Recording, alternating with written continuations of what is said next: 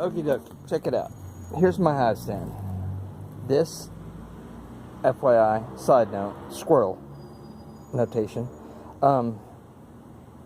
That is where those bees, not to be confused with the sun, absconded. And I tried hosing them down last night. That didn't work. But anyway, back to the hive stand. This is a pretty cool hive stand. I love this thing, this design really. So if you make one, this is what you do. You buy long pieces of 2x6. Get whatever size you like. Get 20 feet if you want. I get them scrapped, so they're always different sizes. And the width here is 2x6. I'm sorry. The width in the interior is 18 inches. It must be a minimum of 18. It can be a smidgen more, like 18 inches and 1/16. That's okay too, but not too much. Absolutely not less than 18 inches though. The legs on this hive stand are also 18 inches, so in a way that makes it easy. This is a 2x6, that side, and this piece here is not, but it should be also a 2x6. It would be better if it were 2x6. The cool thing on this hive stand is right here, you see right here, you can put the frames. So this distance here depends on how many frames you want to put.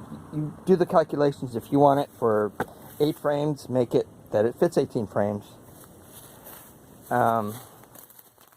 You can put one on each end. I love this thing. And also notice how the legs are alternating. Bloop, bloop, bloop. That'll give it a little bit of stability. So a couple of modifications on this one now that I do is the legs, I now make them 14 inches because 18 is a little bit tall.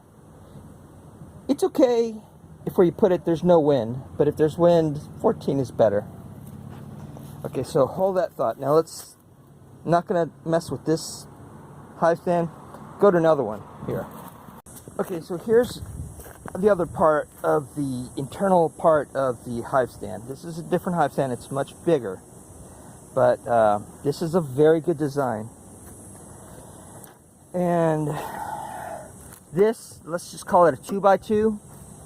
A cool thing of doing it this way, put this just like you see it. This goes on top of this cross. This goes on top of this cross member. And space them out whatever you want. I think these were 16 inches. Do the calculations, spread them out, whatever the final number is. They weren't exactly 16 inches. You figure out, like, if you're going to use 1, 2, 3, 4, 5. Divide the space evenly. It's math, geometry, algebra. And this is a pretty good design. Especially this frame, or this piece of wood in the middle. That way,